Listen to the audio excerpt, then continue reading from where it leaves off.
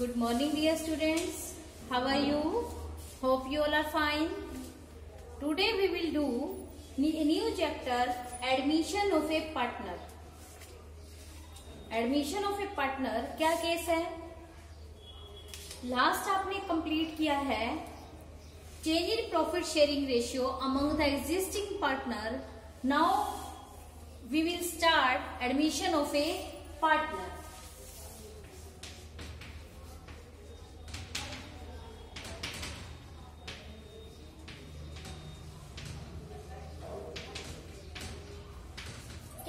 Chapter में सबसे पहले आपने पार्टनरशिप फंडामेंटल चैप्टर किया, जिसमें पार्टनरशिप के बारे में आपको मिला कि पार्टनरशिप है क्या और कौन कौन से हम अकाउंट बनाते हैं उसमें। उसके बाद बात आती है कि जैसे ही reconstitution of the partnership firm होता है, मतलब कि हम पार्टनरशिप फर्म में रिकॉन्स्टिट्यूशन करते हैं, कुछ भी उनके एग्रीमेंट में चेंजेस करते हैं, तो वो हमारा केस था रिकॉन्स्टिट्यूशन का, जिसके अंदर फर्स्ट केस आपने change in profit sharing ratio among the existing partner किया। मींस पार्टनर जो हैं वो चलते आ रहे हैं, पार्टनरशिप चलती आ रही है, लेकिन वो प्रॉफिट शेयरिंग रेशियो को अब चेंज करना चाहते हैं। जब प्रॉफिट शेयरिंग रेशियो चेंज करेंगे तो उनके बीच में गुडविल से रिलेटेड, एक्यूमुलेटेड प्रॉफिट से रिलेटेड, रिजर्व से related, revaluation of assets and liability आपने कंप्लीट किया। अभी हम करने जा रहे हैं एडमिशन ऑफ ए पार्टनर। क्या है एडमिशन ऑफ ए पार्टनर? जब मान लीजिए ए बी सी तीन पार्टनर हैं, लेकिन अब क्या है, हम डी को एडमिट करने जा रहे हैं एक नए पार्टनर के रूप में। तो ए बी सी डी तीन पार्टनर हैं, डी एक नया पार्टनर आता है, तो वो क्या होगा, एडमिशन ऑफ ए पार्टनर का केस। अब एडमिशन ऑफ ए पार्टनर के केस में भी कैसे हम अकाउंट बनाएंगे वो हम इस चैप्टर में करेंगे। तो सबसे पहले हम एक एडमिशन ऑफ ए पार्टनर, नया पार्टनर क्यों एडमिट करेंगे? काफी सारे केस हो सकते हैं। एक नए पार्टनर को हम एडमिशन तब दे सकते हैं जब पार्टनर को जब हमें कैपिटल की ज्यादा नीड है। पहले तीन पर्सन है, ए बी सी, तीन पार्टनर ने कैपिटल लगा रखी है, अब वो हमारे बिजनेस को चलाने में सफिशिएंट नहीं है, तो हमें और कैपिटल की नीड है। तो मोर कैपिटल नीड होने के लिए भी क्या है, हम डी को एंटर करेंगे कि पर्सन, नया पार्टनर जो होगा वो कुछ कैपिटल लेकर आएगा। एक केस ये हो सकता है कि मोर कैपिटल की नीड होने पर। दूसरा हम ये कह सकते हैं कि हमें कोई कॉम्पिटेंट ऐसा पर्सन चाहिए या एक्सपीरियंस पर्सन हो जो हमें मिल रहा हो, जिसके एक्सपीरियंस का हमारे बिजनेस को काफी प्रॉफिट या बेनिफिट होने वाला है, तो भी हम क्या है, एक नया पार्टनर एडमिट कर सकते हैं। तीसरा केस ये भी हो सकता है कि अगर कोई पार्टनर, कोई पर्सन, कोई एम्प्लॉई है, कोई पर्सन हमारा एम्प्लॉई है, वो बिजनेस को छोड़ के जाना चाह रहा है, लेकिन हम नहीं चाहते कि वो उसको छोड़कर जाए, क्योंकि वो हमारे लिए बहुत ही बेनिफिशियल पर्सन है, प्रॉफिट देने वाला पर्सन है, बहुत एक अच्छा एम्प्लॉई है, तो हम उसको छोड़ के जाने नहीं देना चाहते। हम उसको मोटिवेट करने के लिए, उसको एनकरेज करने के लिए, अपने बिजनेस में बनाए रखने के लिए हम क्या करते हैं, उसको ये ऑफर करते हैं कि आप हमारी पार्टनरशिप में ऐड हो जाइए, मीन्स एक पार्टनर बन जाइए। तब भी हम एक नए पार्टनर को ऐड कर सकते हैं। या फिर कुछ एक ऐसे पर्सन भी हो सकते हैं जो ज्यादा गुडविल वाले हों, हमारी बिजनेस जो है उससे ज्यादा एनकरेज होगा, तो हम ये कह सकते हैं कि पर्सन की गुडविल की वजह से हमारे बिजनेस को ज्यादा बेनिफिट मिलेगा, इसलिए भी हम कोई नया पार्टनर ऐड कर सकते हैं। तो ये डिफरेंट केसेस हैं कि एम्प्लॉइज के को रोकने के लिए, गुडविल वाला पर्सन मिलने के लिए, कोई एक्सपीरियंस पर्सन मिलने के लिए, या फिर कैपिटल की नीड होने के लिए आप एक एडमिशन ऑफ पार्टनर का केस करते हैं। नेक्स्ट आता है कि जब भी एक एडमिशन ऑफ पार्टनर होगा तो क्या होगा, एक नया रिकॉन्स्टिट्यूशन ऑफ फर्म होगा। नया रिकॉन्स्टिट्यूशन ऑफ पार्टनरशिप फर्म कैसे होगी? रिकॉन्स्टिट्यूशन ऑफ पार्टनरशिप फर्म के केस में आप क्या करते हैं कि पार्टनरशिप फर्म का रिकॉन्स्टिट्यूशन होना मतलब कि कुछ उसके जो पहले एग्रीमेंट हैं उसमें कुछ चेंजेस होना। जब पार्टनरशिप फर्म के जो पहले एग्रीमेंट है उसमें कुछ चेंजेस होंगे। चेंजेस क्यों होंगे? क्योंकि नया पार्टनर जो है वो एडमिट होगा। नया पार्टनर आएगा तो वो कुछ कैपिटल भी लाएगा, कुछ शेयर भी लेगा प्रॉफिट में, सेम कुछ उसके ऊपर ड्राइंग भी करेगा, तो सारी चीजों की एग्रीमेंट जो है वो थोड़ा सा बदल जाएगा। तो ए बी सी तीन पार्टनर डी के आने पर क्या करेंगे, कुछ पार्ट डी को शेयर करेंगे। जब डी को देंगे कुछ पार्ट तो क्या होगा, इन पर्सन के लिए सेक्रीफाइस, लेकिन ये पर्सन क्या करेगा, गेन करेगा। तो ये पॉइंट हमारा यहाँ पर आता है। अब बात आती है right of a new partner. एक नए पार्टनर के क्या राइट हो सकते हैं। फर्स्ट है right to share future profit of the firm. Future profits में कुछ शेयर लेने का राइट हो सकता है। Right to share in the assets of the firm. Firm की एसेट्स में राइट लेने का पार्ट हो सकता है। और कह सकते हैं कि जिस तरीके से फर्म की लायबिलिटी है उसमें भी वो लायबल हो जाता है। और एक कोई भी पार्टनर बिना ऑल पार्टनर्स की एडमिशन नहीं कर सकता है जब तक सभी पार्टनर्स एग्री नहीं हो। At the time of admission the new partner bring he share of goodwill and capital. जब भी कोई नया पार्टनर आएगा तो वो गुडविल और शेयर कैपिटल जो है वो लेकर, कुछ कैपिटल लेकर आएगा। और जो ओल्ड पार्टनर्स हैं वो अपने फेवर का रेशियो प्रोपोर्शनेट प्रॉफिट वो दूसरे पार्टनर को देंगे। तो ये चीज हो सकती है। तो इसमें डिफरेंट डिफरेंट केस हैं। कौन कौन से केसेस हैं। फर्स्ट है हम क्या कैलकुलेट करेंगे, जब भी कोई नया पार्टनर आता है तो फर्स्ट हम क्या करेंगे, कैलकुलेशन करेंगे किसकी, कैलकुलेशन करेंगे of new profit sharing ratio. Second हम करेंगे क्या, accounting treatment for goodwill.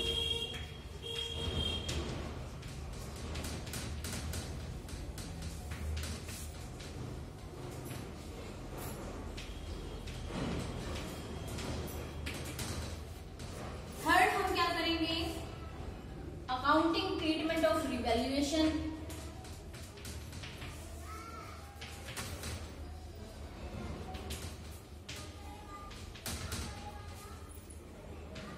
For revaluation of assets and liabilities.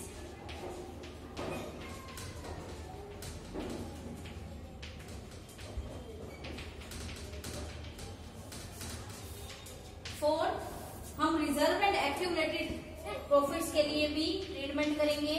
तो अकाउंटिंग ट्रीटमेंट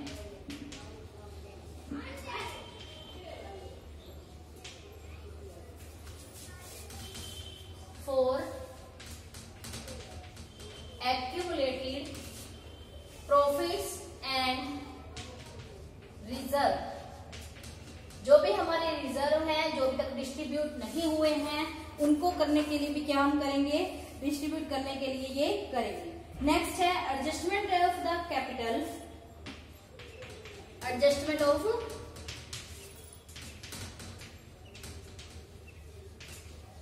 कैपिटल। तो ये सारे हम इस चैप्टर में करेंगे। सबसे पहले हम न्यू प्रॉफिट शेयरिंग रेशियो का कैलकुलेशन करना सीखेंगे, फिर गुडविल का ट्रीटमेंट करना सीखेंगे, फिर revaluation of assets and liability. Assets और लायबिलिटी रिवैल्यूएशन अभी आपने पिछले चैप्टर में भी किया है कि किस तरीके से एसेट्स और लायबिलिटी की वैल्यू चेंज होती है और उसका हम रिवैल्यूएशन करके प्रॉफिट को पार्टनर्स में डिस्ट्रीब्यूट करते हैं।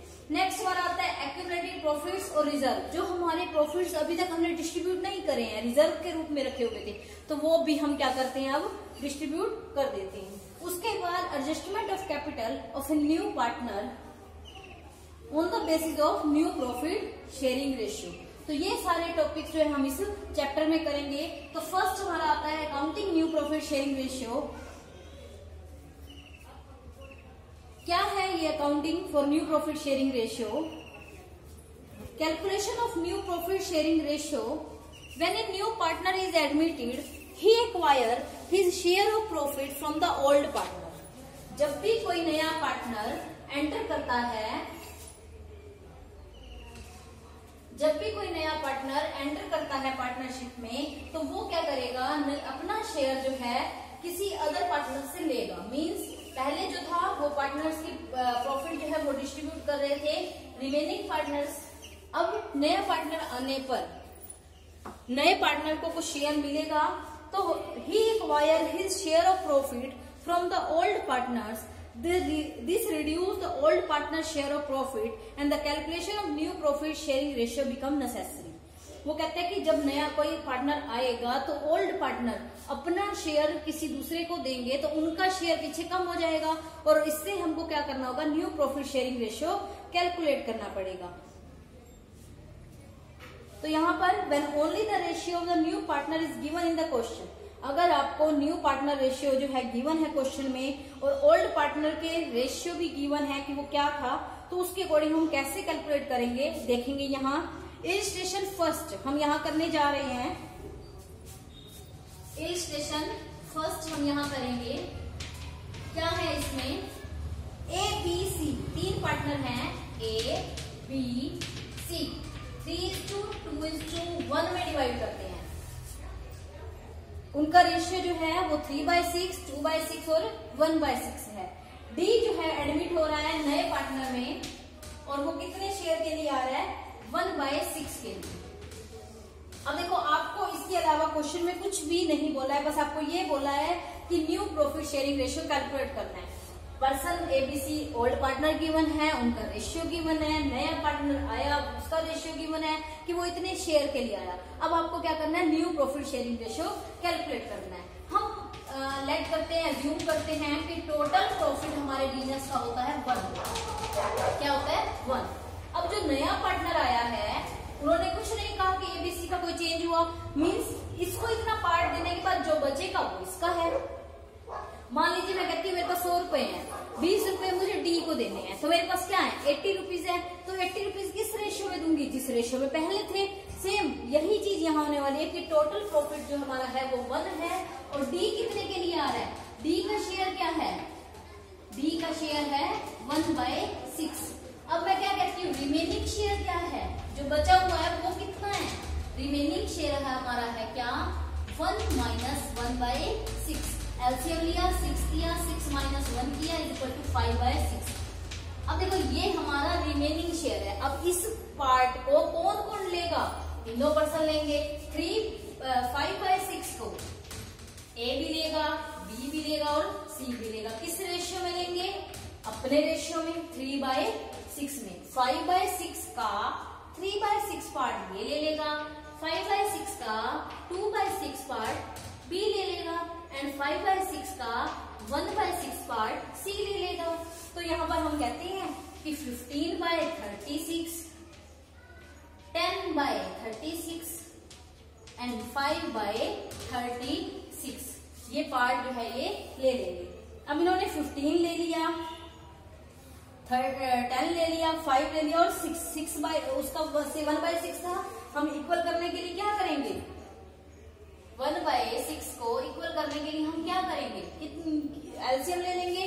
तो हम क्या करते हैं, 15 = 10 = 5 = 1 इक्वल करने के लिए हमने क्या करा, एलसीएम लिया, 36 था तो यहाँ पर भी क्या हो जाएगा, 6 हो जाएगा। तो 15 = 10 = 5 = 6 जो है वो न्यू रेशियो यहाँ पर आ चुका है किसका, ए बी सी डी का। दोबारा समझेंगे, 3 पार्टनर हैं, उनका प्रॉफिट शेयरिंग रेशियो ये है। डी एक नया पार्टनर आता है 1/6 के लिए। हम ये मानते हैं कि जब नया पार्टनर आया उसको ये शेयर हमने देना ही देना है।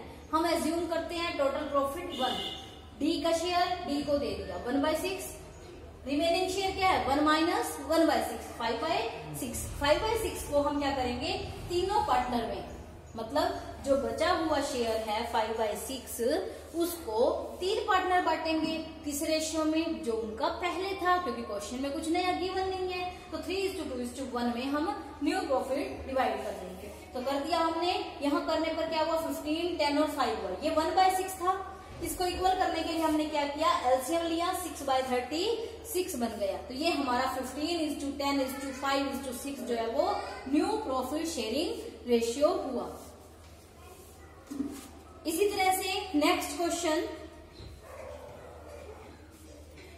आप खुद से ट्राई कर रहे हैं। आज के लिए इतना ही। Thank you and bye bye, have a nice day.